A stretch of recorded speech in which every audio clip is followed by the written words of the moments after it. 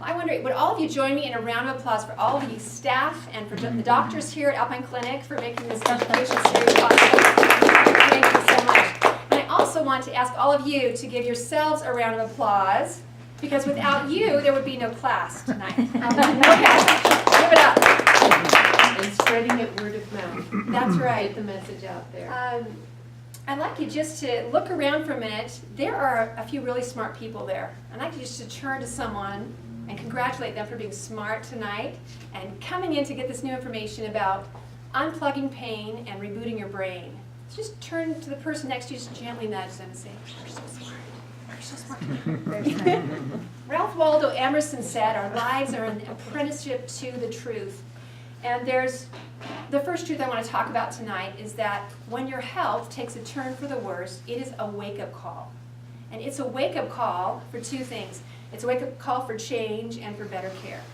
So let's say you're a teenager, you're going along like this, you're sort of immortal, nothing's going to happen. You hit your young adult years, you can still pretty much do anything you want lifestyle-wise, and then one day, your health, and you know, that is, it's time to wake up. And that's your body begging you for something to change and to have some better care.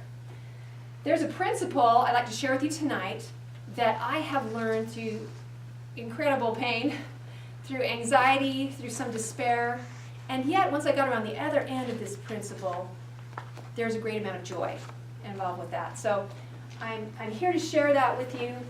I know that this will be beneficial to someone that you know or to yourself. I guarantee it's going to be great information for you. And I've got about this much information I'd like to share.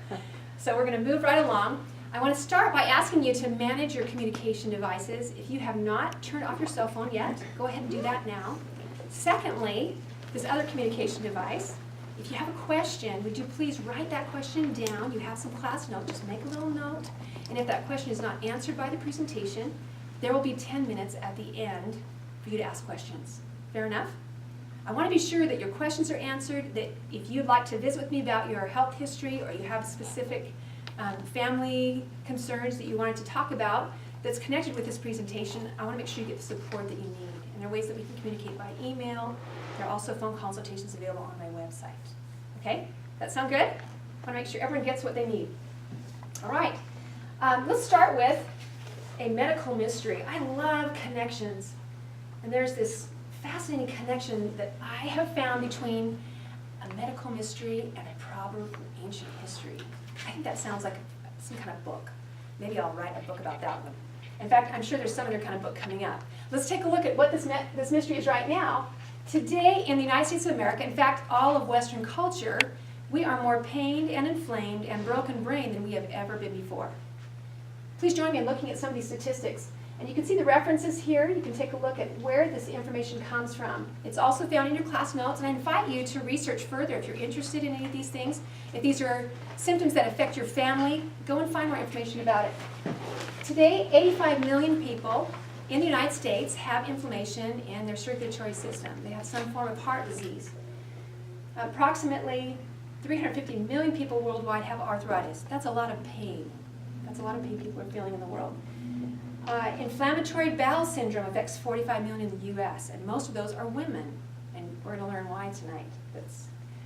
1 in 4 people worldwide have depression, anxiety, memory loss, or attention deficit. That's from the World Health Organization. And if you check their statistics, currently the diagnoses are increasing roughly 20% per year in the United States. That's a pretty steep increase. 1 in 5 Americans have autoimmune disease. And most of those, again, are women. Back in 2010, just 6 years ago, it was 1 in 20 Americans that had an autoimmune disease. Now it's 1 in 5. So that's according to the National Institutes of Health. The last statistic I want you to look at with me is about food allergy-related emergencies. The Centers for Disease Control report that in the last 10 years, there's been a 50% increase in the United States. Now in Europe, it's far more severe. There's been a 700% or a 7-fold increase in the number of ER visits for food allergy-related emergencies. So that's inflammation in the digestive tract or in the respiratory system that can be fatal. So this is all of these inflammatory states are a living nightmare that does not have to continue for you or me as soon as we wake up. And what are we going to wake up to? We're waking up to some kind of change and some kind of better care, right? Okay, now I want you to go with me back in time 4,000 years to the times of the Old Testament. In the book of Proverbs, there's this interesting sequence of phrases that we find again in the writings of Hippocrates in the year 600 AD. Then again in more past the meridian of time scripture, in the New Testament, we also have this reference to this ancient proverb. And also in more modern scripture, and the proverb is this: first, health in the navel; second, marrow in the bones; third, strength. And this is strength to be able to run, strength to be able to not be weary. It also has to do with fertility, and there are other references. Now, you probably heard this proverb all of your life and may have wondered, what does that have to do with? I want to share with you this fascinating connection between the medical mystery we're experiencing right now in the United States and this ancient proverb. In fact, this proverb applies to all people everywhere throughout all generations. So that's pretty universal. And I promise you the information you get tonight is going to be beneficial to someone that you love. Fast forward with me now about 2,500 years to the year 1980. They're a group of otolaryngologists. These are medical doctors that specialize in ear, nose, and throat disorders. And these are allergists. And this group of doctors, led by Orion Truss, who's an MD, they found it really curious that as they would do these food allergy assays for people, that they had a high incidence of allergy to mold and fungus, right along with their environmental allergies and their food allergies. And they began to form this hypothesis that perhaps this organism, fungus and mold, was playing a part in the creation of allergies. So they began treating people, their patients, with antifungal medications, and found that the allergies actually began to lift. So they found this crazy cool connection. When we treated the body for fungus, that the allergies began to melt away. And they began to piece together this model that we call today leaky gut syndrome. Now, leaky gut syndrome, I'd be happy to tell you a little bit more about how an allergy is formed. Would you be interested in that? Am I going a little too deep for this group? Raise your hand if you'd like to know how an allergy is born. Okay, raise 2 hands, because you need 2 hands for this. All right? Bring your hands down in front of you, and I want you to interlock your fingers really tightly. No, we don't want any of the light coming through. This, my friends, is a healthy bowel. And the spaces between cells are really tight. And the only way that food can move from your gut into the bloodstream is to be fully digested. That means it's broken down into individual amino acids, to minerals and vitamins, to fatty acids, and to simple sugars, right? So that's the only way they can make it through those spaces. Okay, now go ahead and relax the weave. We want a looser weave right now. Everyone got that in front of them? You can see big spaces coming through. This, my friends, is a leaky gut. And we're going to talk about how it could possibly get that way. But you notice with those larger spaces, now whatever food is passing by that section of bowel regularly has the opportunity to slip through into the bloodstream. And it might be a chunk of gluten, or it might be a piece of corn molecule, or it might be milk protein. Proteins, we know, are a sequence of amino acids. And unless they're fully broken down into amino acids, they don't belong in the bloodstream yet. So here's what happens. We have a leaky gut. We eat either milk or dairy or soy or one of these highly allergenic products, even sugar, even a sugar chain that slips through. When that reaches the bloodstream, the immune system kind of freaks out and says, wait, I know what proteins mean. That means organism. And we have an organism breaching the bowel. So the immune system triggers an alarm. It's like a fire alarm. And suddenly the immune system's flooding the site with histamines and other proteins trying to block the opening shut so no more of that parasite can get into the body. Now, is it a parasite? No. It's just healthy, might be organic, non-GMO wheat. But the body doesn't know that. All it sees is an invader is coming through. So then we have this inflammatory response from the immune system. And that is the gut quality you might feel after eating really cheesy pizza, or after eating bread all day, or after eating something with really concentrated sugar in it. If you have an experience with stomach pains, pain that moves, this is the body attacking itself from the bloodstream side. Okay, so I want to share a little bit with you about my story. 20 years ago, my life changed quite dramatically. I had a history of declining health that got worse and worse with each of my babies. By the time I had my 4th baby, my regular daily life was headaches, sore muscles, dizziness, I had lack of energy. I was very fatigued. I was sleeping 3+ hours, and even newborn babies don't sleep much more than that. I felt burning when I'd carry just one bag of groceries and step up 1 or 2 stairs. My limbs would just burn. It's like everything was deprived of oxygen in my body. Although I like to go out and walk and I was breathing freely, it's like my body was starving for oxygen. I want to give you an idea there were a couple other things. I had pounding or racing heart when I go out running. There were times when I could feel my heart skip a beat, or I could feel it start with a pound. There were also times when I could just hear my heartbeat in my pillow at night. I'd wake up in the morning, my heart's racing, I've been sleeping all night. There were just a bunch of these weird circulatory problems happening. Welcome to our class. So I want to tell you a little bit about these continual abdominal complaints, about the anxiety that I felt. When I first got married, I was really concerned that I was not going to be able to conceive. It was just sort of a gnawing in the back of my head and then kind of feeling here in my stomach like I'm not going to conceive. And then once I did conceive, I was worried that I was going to have miscarriage. And then I worried that once I got past the first trimester, that baby would be deformed and have birth defects. And then I worried once the baby was actually born that baby would die of SIDS. These were all just haunting me on a regular basis. And with those first 4 kids, once they made it past that SIDS point, I was afraid they were going to choke on an earring or a jelly bean. So I went and took a Utah first responder course. I wanted to be an EMT, so whatever happened to them, I could prevent hard things from happening.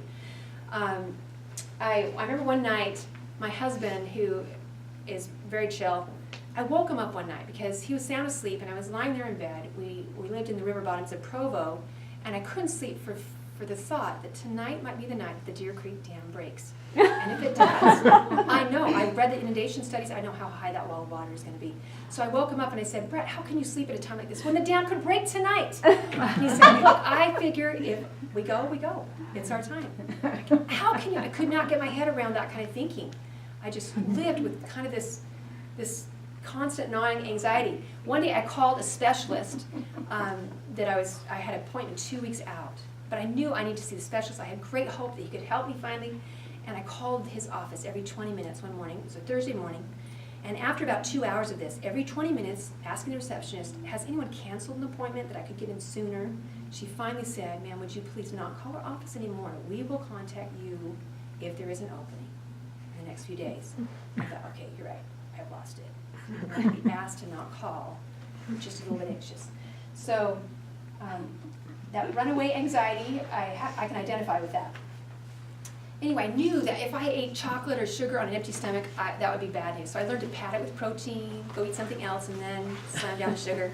But at times, even when I knew emotional stress was a factor, and that would have me doubled over in bed. But there were times when I ate well and I didn't have apparent stress in my life, and I still just felt blah all the time. I just did not have energy. I felt this low-grade pain and inflammation in my body all the time. So my search began. I consulted every specialist. I married into a very medically connected family. They put me with specialists all over the state of Utah, the finest specialists. I had blood tests and stool tests, ultrasounds and scopes, and every test that I did came back normal. I did have one doctor suggest I just needed a really good support group when I could talk about these things that I perceived I was having in my body, but he couldn't see any of the tests on paper. And that was very depressing to just sort of be giving up on, like, what, you think this is all in my head? I'm just making this up. Like, I have nothing better to do than pay a copay and pay a sitter for all my kids at home to just make this up. Anyway, these were difficult times. And although I didn't have an answer, I did pick up some labels throughout those few years, beginning with colitis, then spastic colon, irritable bowel syndrome, then chronic fatigue, and finally fibromyalgia. And at this point, we had 4 children. I knew I wanted more kids, but I was just in way over my head. I begged God to show me what on earth was going on, what good could possibly come from all this suffering, and to give me some resources to get well. And he did. And over a 2-year period, I was able to heal. I was able to then tolerate all those foods that were causing such a problem for me with all the stomach problems. And I began sharing this information with other people. I spent a lot of time on the phone. I spent a lot of time typing letters and sending them off to people, and finally put it all into a book And the book's called The Feel Good Cookbook, Whole Foods and Allergy-Free Recipes, and it's available here at the clinic. It now has a beautiful white cover. It has a new cover on it, which you'll be able to buy here in the clinic within a couple days. They'll have this out of the shelf. But this book, my favorite part about it is the first 30 pages. The introduction is my recipe for recovery. There's some fascinating connections that we can see between health and our minds. There's a little bit about the mind-body connection, and a lot about how to fix broken brains in this book. It's fabulous. There are hundreds of recipes too that are sugar-free, dairy-free, and wheat-free for families. So, leaky gut syndrome, I was fascinated to discover, as I learned more and more about that, that leaky gut syndrome is connected with every autoimmune disease. It is also connected with broken brain conditions. I'd like to invite you to take a look at the screen and raise your hand if you have one family member or close loved one that suffers from one of these conditions. Go ahead and raise your hand. 2 hands. Okay. All right. Several. Okay. All right. What has some medical circles spinning is the apparent connection between this leaky gut and the cause of it. There's a connection here with overgrowth of fungus and yeast in the body and these altered brain states. Prior to this time, when this new model began to form, there's nothing we could do for autoimmune disease but treat the symptoms with medications. That's all we could do, is try to ease pain for people and delay the suffering as long as possible. What we have now is a protocol that people can follow to reverse even fatal autoimmune disease. It's been the most exciting year for me. My favorite story is a mother of 3 kids up in Bend, Oregon that I met this last year who was diagnosed with scleroderma. And scleroderma is one of the autoimmune diseases. It's not one that you just languish with. It's one that eventually becomes fatal as your internal organs harden. And to watch her recover over a 3-month period was a beautiful dream. She went back again, had all the same tests that formed her diagnoses, and was no longer diagnosable as with scleroderma because she had reversed those numbers. This is powerful information, and it works, and it's blessing people's lives because it is true. So what caused the gut to get looking like this? I mean, that's pretty hammered looking. So what we have then is the primary cause of leaky gut is these doctors began forming this hypothesis and testing it, these candida yeast. Now that lives in every mucous membrane of your body. Even healthy babies, when they're born, have a little bit of yeast. What happens though is when yeast goes unchecked, when the competitors for that real estate in your body give up, then yeast is opportunistic and it grows really fast. It flourishes with the next bite of sugar that comes down the gut. So let's talk about for a minute your mucous membranes. Now, if our bodies are composed primarily of connective tissue, we know we have a skeleton, we've got a lot of water, and then our bodies are composed mostly of connective tissue. 90% of that is mucous membrane. These semi-permeable membranes line every body cavity. The ear, nose, and throat, anything that has contact with the outside world is lined with a permeable mucous membrane. And its job is to keep the outside world out and keep essential parts of you in.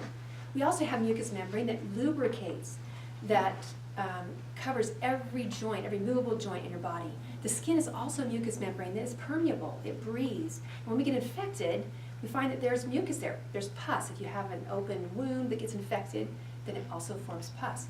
So consider for just a minute how much pain you could create if you took any one of the mucous membranes in your body and just inflamed it a little bit. Consider that these include the upper respiratory, the lower respiratory, your entire GI tract, your urinary system, the reproductive system, all these parts, and then every synovial joint in your body. That's a lot of pain. That's ouch if you inflame those. So let's talk about how on earth it happens. How does yeast get out of hand and grow unchecked? Here are several.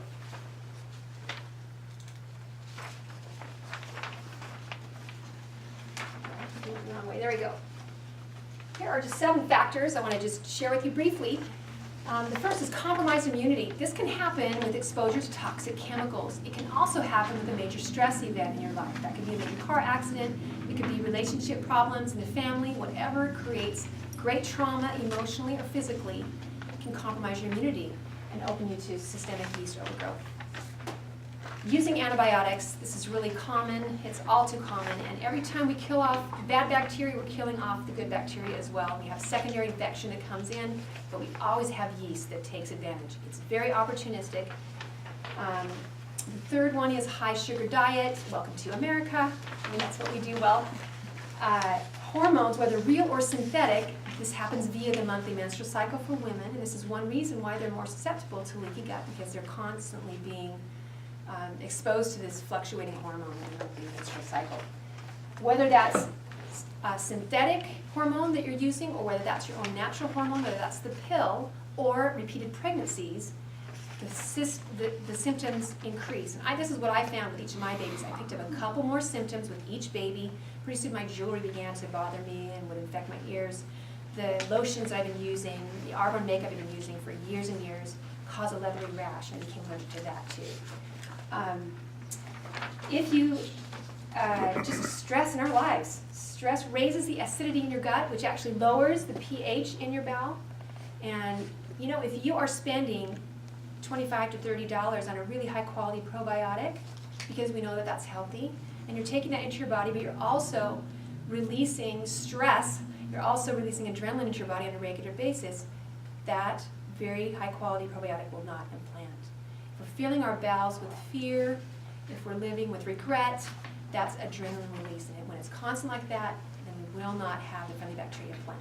So it's just like taking your money and cutting it up, sewing it back together, and then flushing it down the toilet. When we aren't living in a peaceful enough state that pH can be a good place for to implant.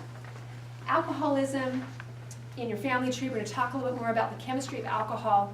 There are always leaky gut children to alcoholics, and that happens down to the third and fourth generation. The last one is use of steroids or non-steroidal anti-inflammatories. I called our local pharmacist in Provo to run this by him. I wanted to make sure this was really legitimate medical information, and confirmed with him that steroids and non-steroidal anti-inflammatories, these are ibuprofen, Relafin, naproxen, Mobic, did I say Celebrex? Anyway, these are common non-steroidal anti-inflammatories that we take because we have inflammation and we hurt. And when we take those medications actually erode the very tissue that they are trying to relieve the inflammation in. This Edgemont Pharmacy confirmed for me that these were never intended for long-term use, and yet we do pop those on a regular basis and continue to use them. This creates a vicious cycle. We've got to use the anti-inflammatories more because it's eroding the membranes more, and we become sort of addicted to upping the anti-inflammatories. I want to take just 8 or 9 minutes right now to go through the anatomy of systemic yeast, because most people, when they hear that, they think, that's a girl problem. It does not impact boys, and it doesn't impact children, but it absolutely does. So let's just walk through that. Oh, too fast. Okay, they're not always, but they're usually abdominal complaints, because yeast first begins to overgrow in the gut. Back in 1985, the Journal for the American Medical Association ran their own clinical study to confirm that vaginal yeast infections for women had a gut reservoir. So the topical monostat stuff, that was not going to be effective because it would always come back. So then we had pharmaceutical companies inventing the little pink pill. Diflucan was one pill for 7 days, a whole week of treatment. And that was because of this information that came into the medical literature, that whenever you have topical yeast infection, you always have a gut reservoir.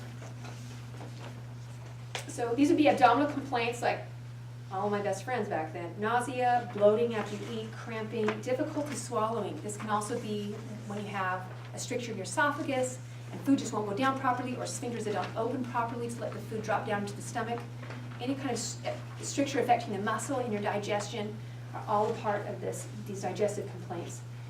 The gut pain that moves around, that was so me. Colic in babies, constipation and diarrhea, going back and forth from constipation to diarrhea.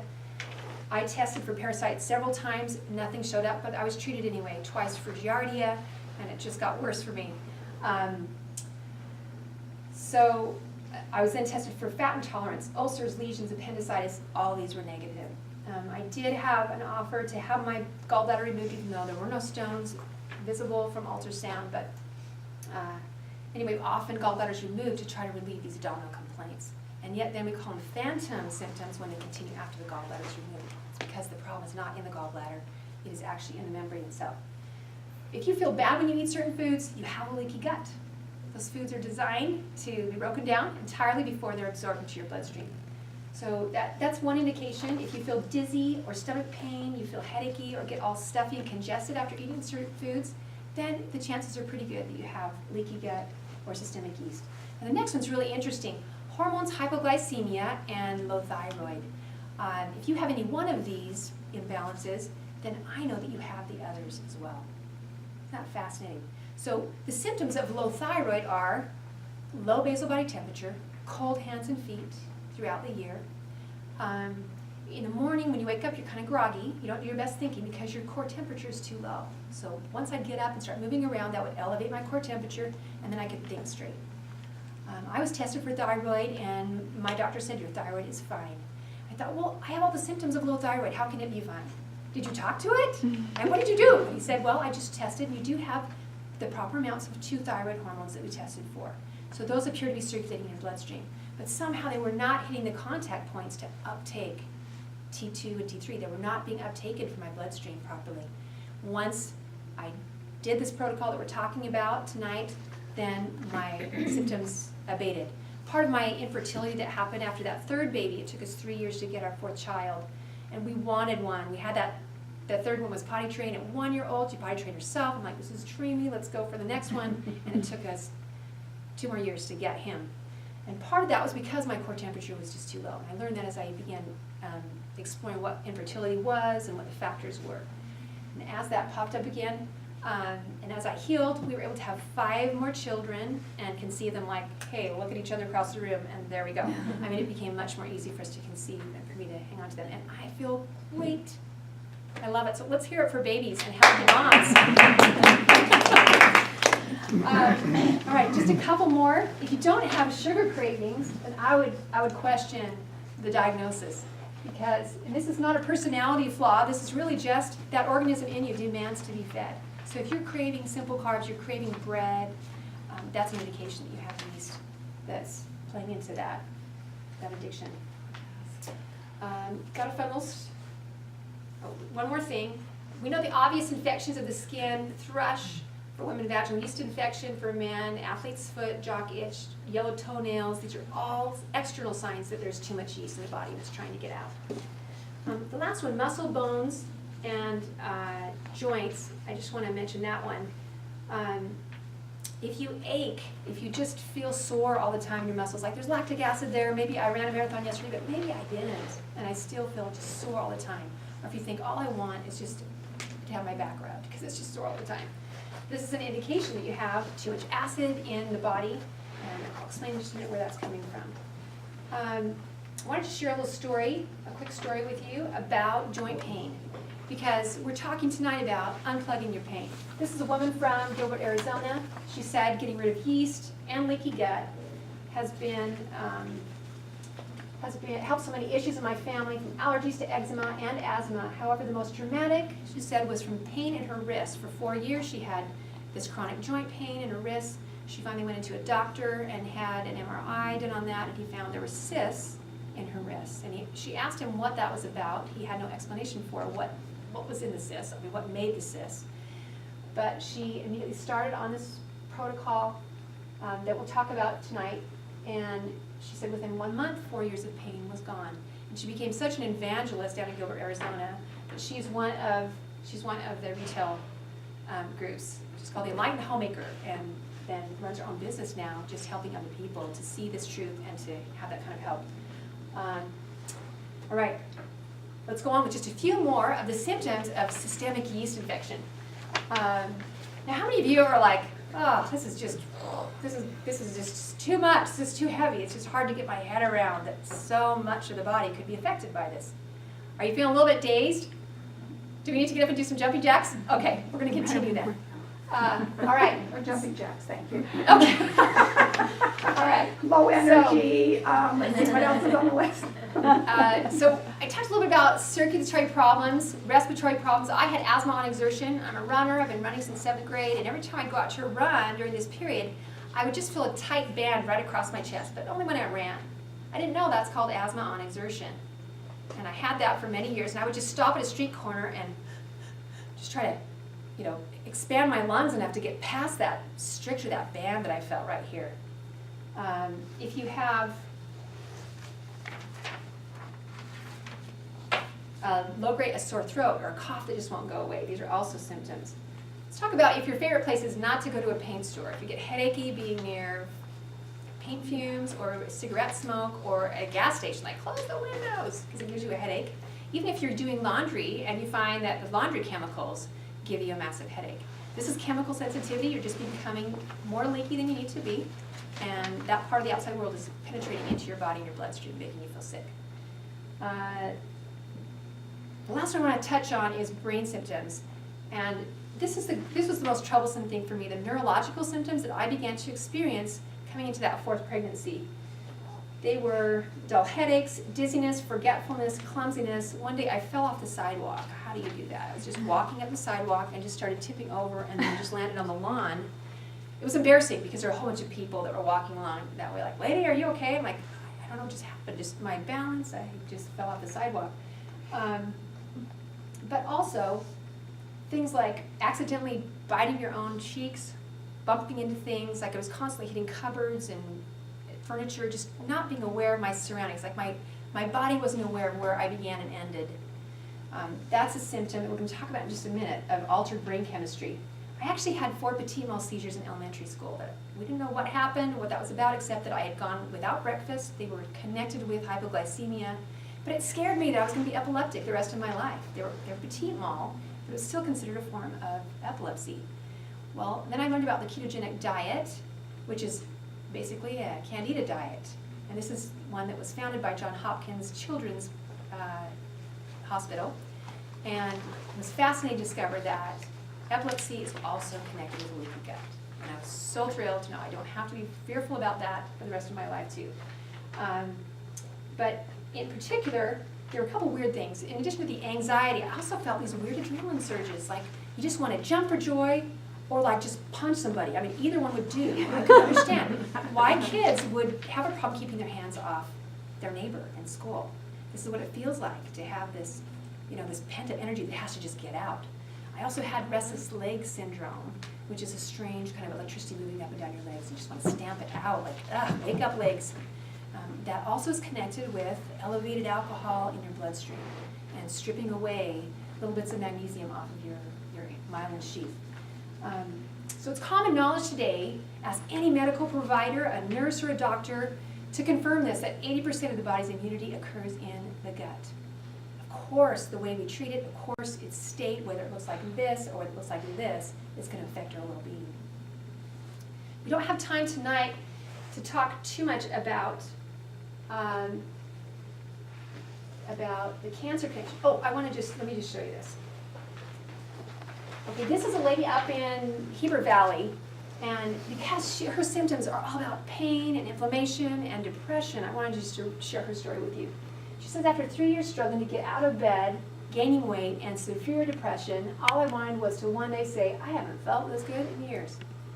She said, my last trip to my regular doctor, I finally agreed to go on antidepressant after many comments from him saying this will change your life. So she did.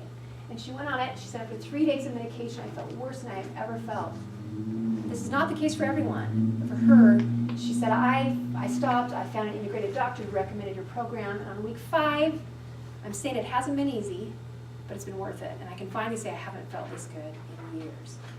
And so that was very exciting to hear about her recovery. She said, I'm not sleeping 12 hours and still waking up fatigued to the point of tears. I've lost 17 pounds. She hadn't begun an exercise program yet, but because I talked about that hormone imbalance, when you have thyroid issues, it affects your body's willingness to pack on weight or willingness to lose weight. And based on your own genetics, based on some other factors, you might become very underweight, which is what happened for me. By the time I had that 4th baby, super concentration camp thighs. I have a picture of me at Lake Powell in a swimsuit, and it was like sunken thigh look. And people would say, wow, you look great. I'm like, are you kidding me? This is like concentration camp.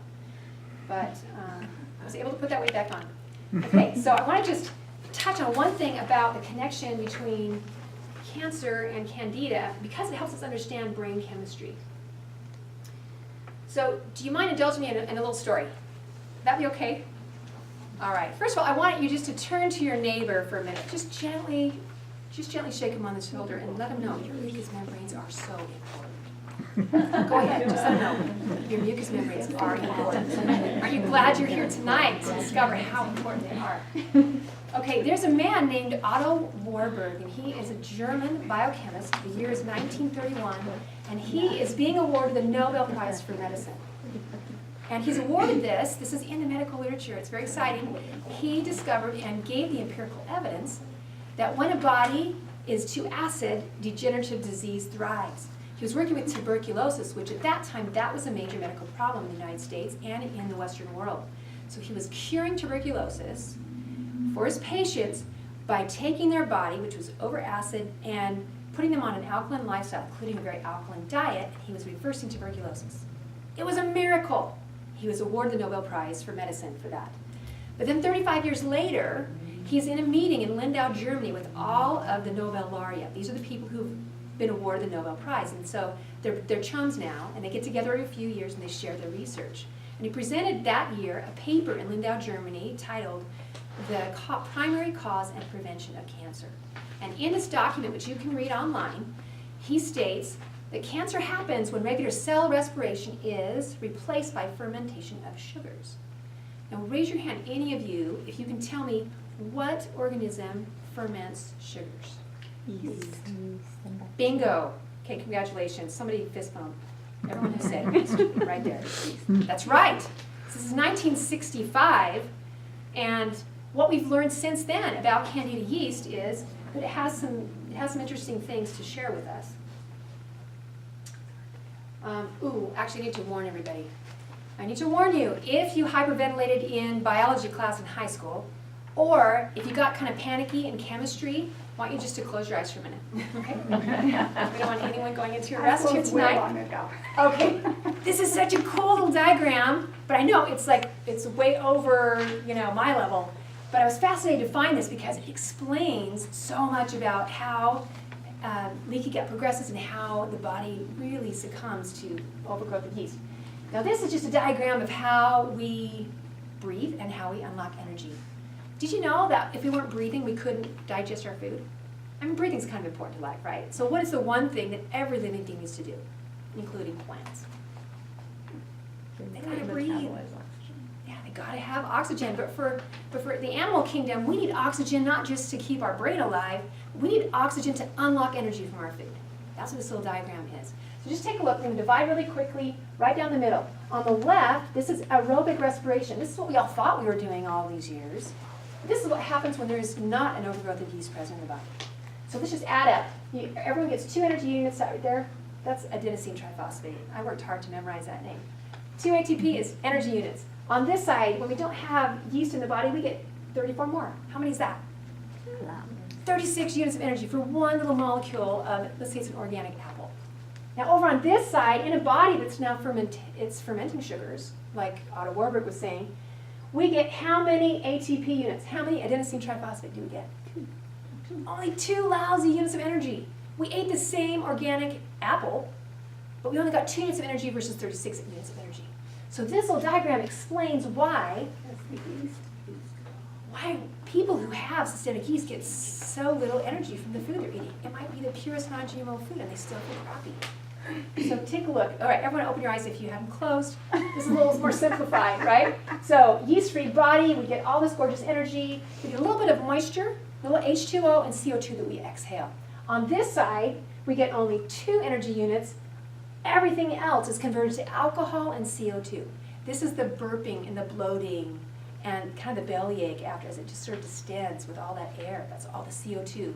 And this is also the feeling of being kind of spaced out, of feeling a little anxious, of feeling kind of depressed, of feeling irritable, having a quick temper. Take a look here. These are symptoms of elevated alcohol in the body. Dizziness, weakness, fatigue. Just take a look at those. Foggy thinking. This is what happens to someone who's drinking alcohol. This is also what happens to people who have elevated alcohol in the blood without ever touching a glass to their lips. Being easily overwhelmed, incoordinated, clumsy. Remember when I fell off the sidewalk after lunch? Quick temper, irritable, anxiety, irrational fears. Like tonight's the night, the dam is going to break. Nausea, impaired vision. When I would go out running in the mornings, I would see 2 of the Wasatch Mountain line all across. You'd see a lower and an upper Wasatch Mountain. Just something about exercise would stir it all up, and it would end up here in my eyes, and it was just, I'd see 2 moons at night. All the lights at night would be fuzzy around the edges. It was affecting my vision for sure. What else do we have?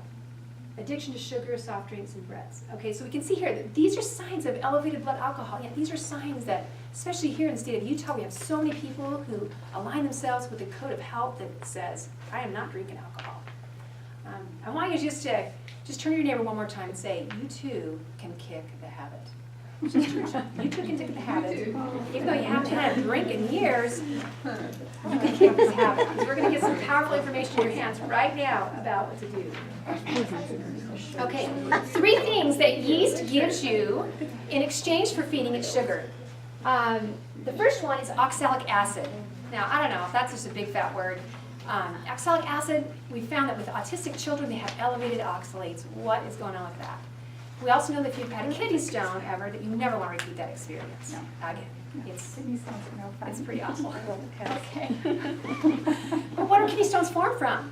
They're from Calcium, and oxalates. Mostly. mostly. Only 80% of them. Only 80% are that. Yeah. The other 20% are uric acid and calcium. So, you know, if your doctor can take a look at the kidney stone and see which flavor it is. But 80% of it. What we do know too, that our doctors also know that only 20% of oxalates come from the food you eat. So they might say no more spinach for you, no more happiness, no more eating these things that have high oxalate. No berries, no rhubarb, no. Yeah, no more happiness, right? But we also know that's only 20% of the oxalate in the blood. So where's all the rest of it coming from? It's coming right here, my friends. It's being poured into the bloodstream every time you feed it sugar. So the second thing that yeast gives us is acetaldehyde. The sound of that sounds awful, and especially I imagine if you could open your skull and just pour acetaldehyde in there, how that would alter your brain chemistry. The primary thing to pay attention to about acetaldehyde is that it alters dopamine. Dopamine is our friend. We love to keep our dopamine. Dopamine is responsible for regulating our mood. It motivates us to set goals. It's the creativity hormone. It also helps us to delay gratification. It has a number of other functions that it does. Let me just find my little piece here about. Our dopamine is really, really important. Your happy hormone. That'd be great. It's the happy hormone. It also regulates your sleep cycle. I mean, this is really great stuff. My husband, he has Parkinson's. He'll tell you dopamine is important. It's so important. And if it's being destroyed by some other chemical that really is not native to the body, wouldn't that be powerful information to know that there's a way we might be able to remove all that acid load and let the body pick up again doing what it was designed to do? The third thing that acetaldehyde does, it creates ethanol. Now you might have seen at your local gas station, ethanol is awesome for combustion. It's so great in your car. So the higher the ethanol, the higher the combustion, the more power you get from your engine.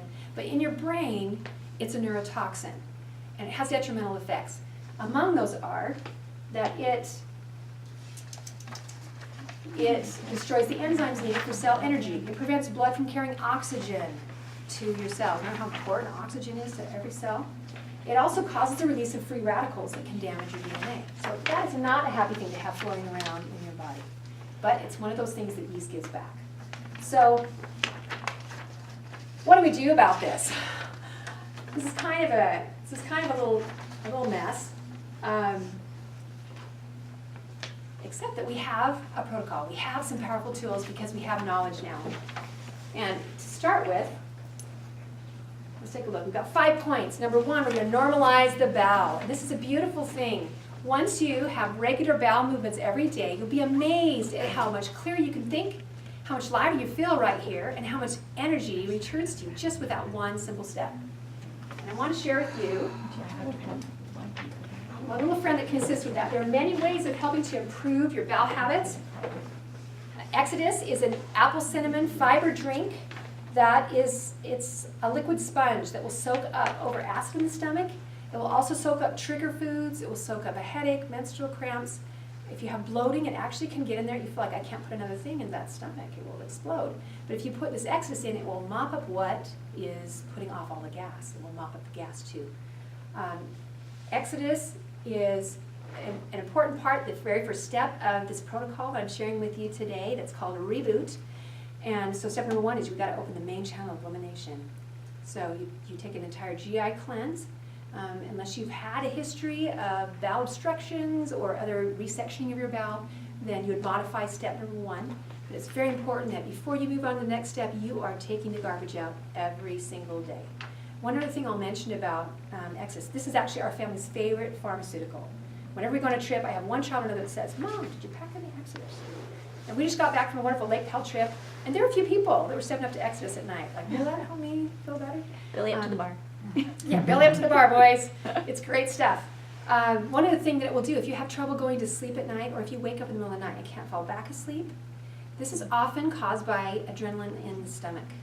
And if you can just sponge that up with a half scoop or 1 scoop of this, then that mops it up and you're able to fall asleep. It's brilliant. I have a good friend here in the valley who had difficulty. One of her kids just couldn't fall asleep at night, so we watched television until he fell asleep.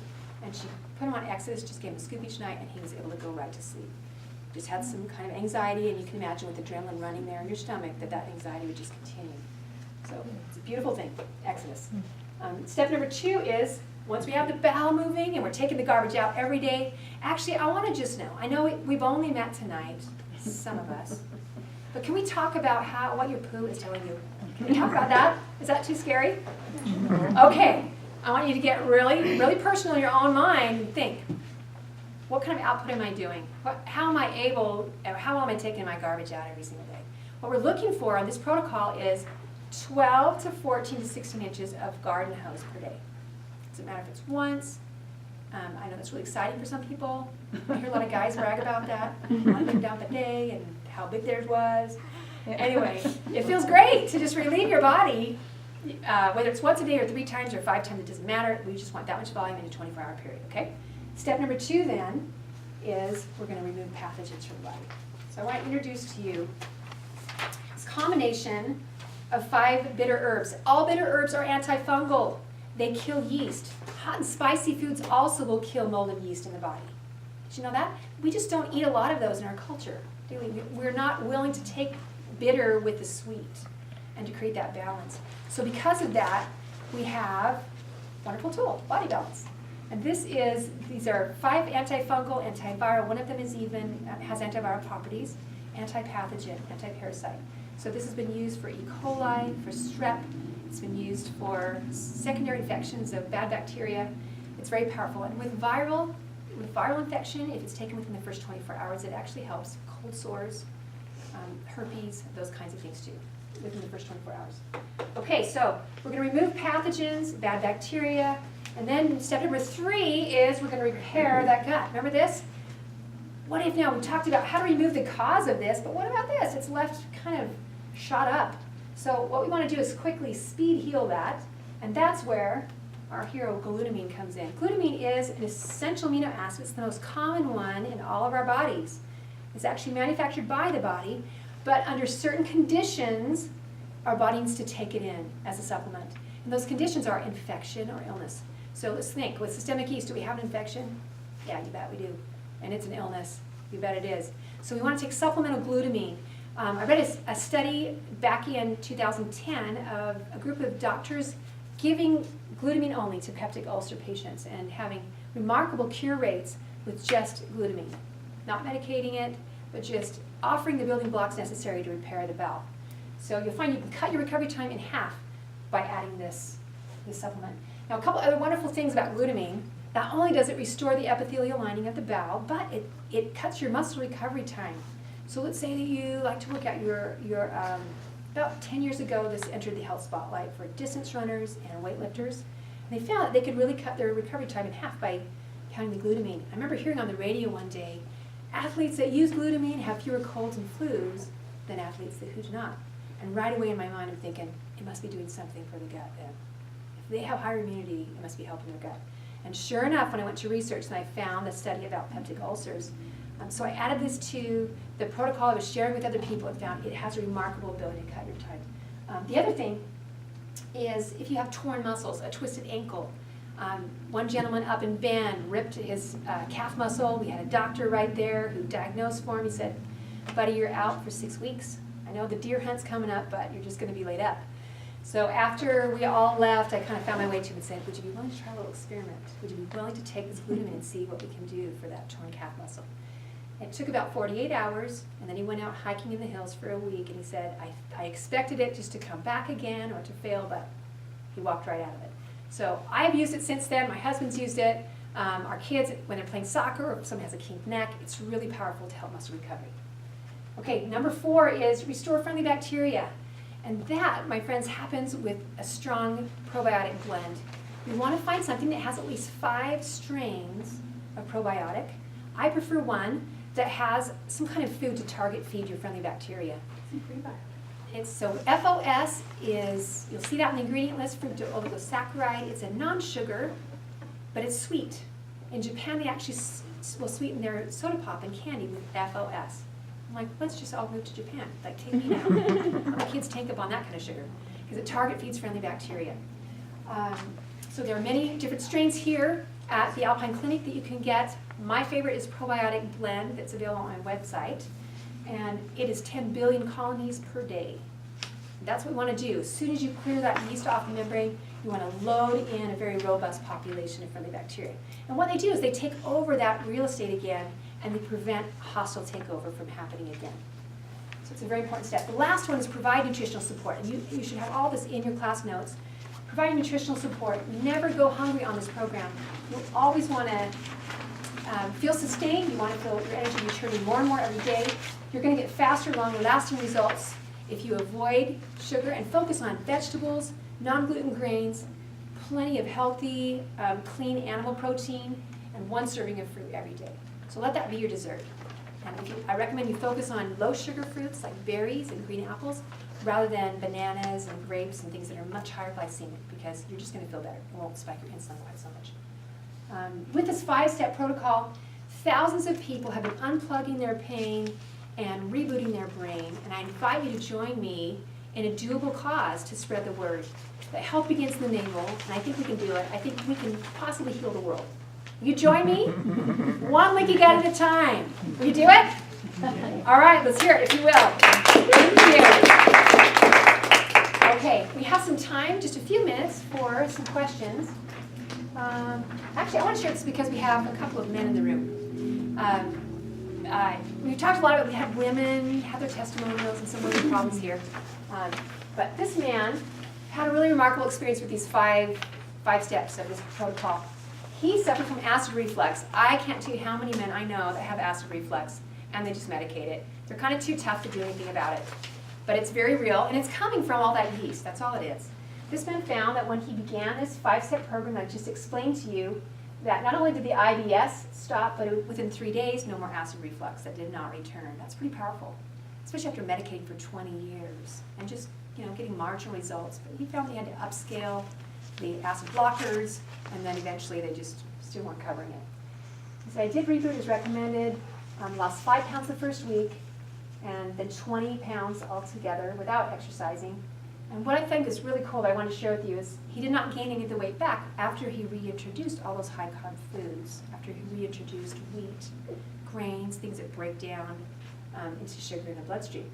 So that's the promise here, is that we can overcome the food allergy and once again enjoy all the foods that God created for the benefit and use of man. That's kind of an exciting idea, an exciting notion. We're open now for questions. If any of you have something you want to share with the group or a question you want to ask, I'm happy to do that for 10 minutes. Just how long does this process That's an take? excellent question. Okay, traditional Candida program, if you were taking a medication and working with a medical doctor for a fungal infection, you would say, or she would say, that it's 1 month of therapy for every year that you have been ill. And once you know what you know tonight about, oh my goodness, way back when I had repeated ear infection as a baby and I had leg aches as a kid growing up. I might have had this for 30 years. That means that I've got to do 30 months of therapy.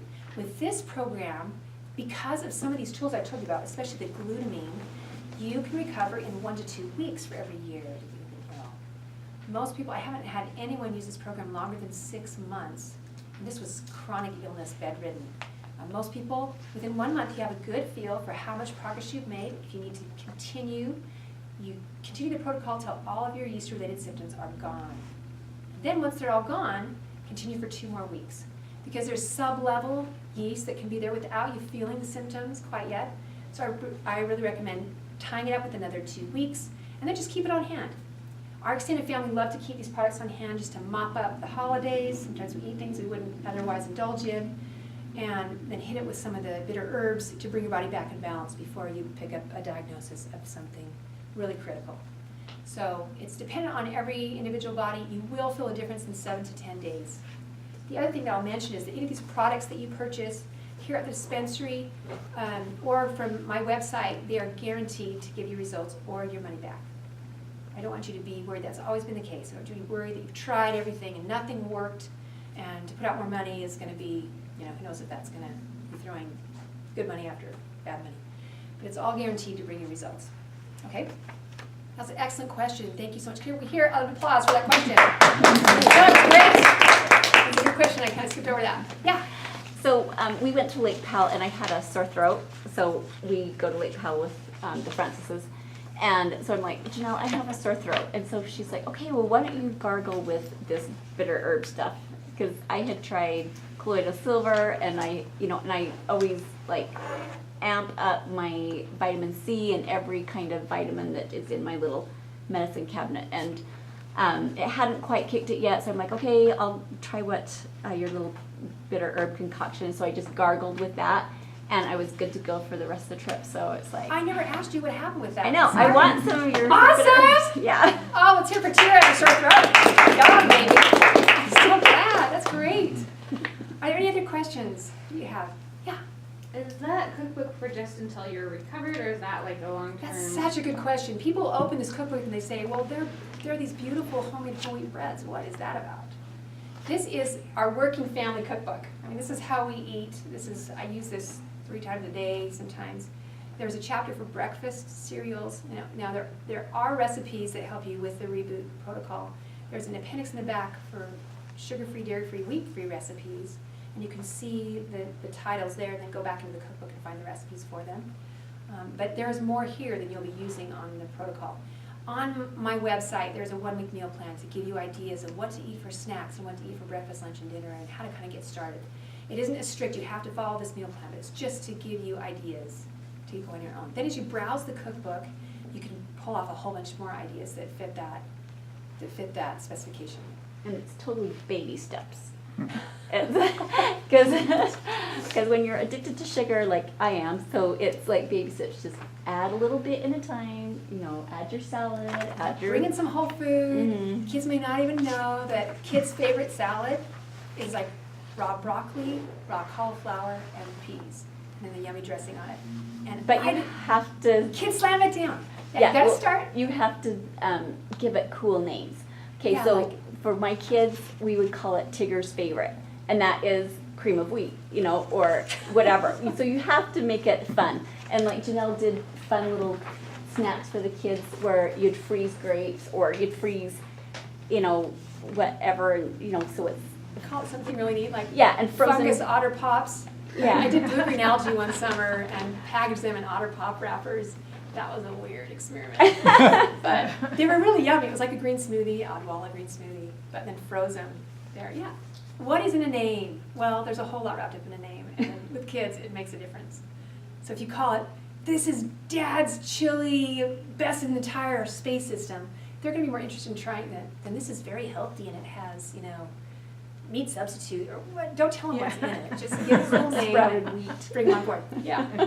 That's an awesome idea. It's an awesome thing to point out. Now with children, I'm glad you brought that up, because there is a formula for kids who can't swallow capsules or adults who don't digest capsules very well. There's a liquid tincture for the bitter herbs that's available. This can be used topically for babies, diaper rash. It can be used in the ears for an ear infection. It can be gargled for sore throat.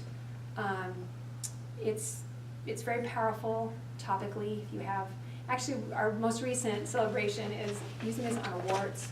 One of our kids had warts that we went to the dermatologist 3 times to have the wart burned off. It didn't go. So I snipped little pieces of gauze and little Band-Aids for him, like 7 days, and put the tincture there. And every night I'm like, Isaac, put this on that wart. And for 7 days he did, and finally it kicked the wart. It was, sing hallelujah. He was done having that wart because it showed, and that's not cool when you're 16 years old. So anyway, liquid tincture is also available. The other thing is, how do you get kids to drink something that's yucky? So we have a couple little tricks that we use at our house. We have some drinking cups, and on the bottom of them, I would just draw whatever they like. It's like I'd put a butterfly on the bottom, and then fill it up with water. They could hold it, and they'd take the tincture in their mouth, and then they drink the water. Save the butterfly, it's going to drown. Hurry, drink it. So they're not thinking about the bitter herbs that are in their mouth. I actually don't think this tastes awful. It has vegetable glycerin that sweetens it a little bit, and so it sort of has. It reminds me of the salad dressing, like vinegar and oil with a little bit of honey in it. It really isn't awful, but some kids are like, ah! So there's some secret tricks. If you have young mommies who need help with this, feel free to contact me via the email on my website or in your class notes, and I'm happy to talk with you about ways to help little ones how to adapt this program for them. There are instructions found online. There are some great testimonials in your class notes and also online. Please, I invite you to go to the website, search for symptoms that you identify with, that your family is struggling with, and read stories of real people who are getting real results today. Will you do that? Share the good news. Do you have any other questions? Okay, I think we'll wrap it up then. Thank you all so much for coming tonight. Hope you have a wonderful evening. We appreciate this so much. Don't you want to just take her home with you? So you can just invite all the neighbors, will you please listen to this? But Well, now you can. It's on video, and we'll be posting that on our website. If you want to share. wonderful.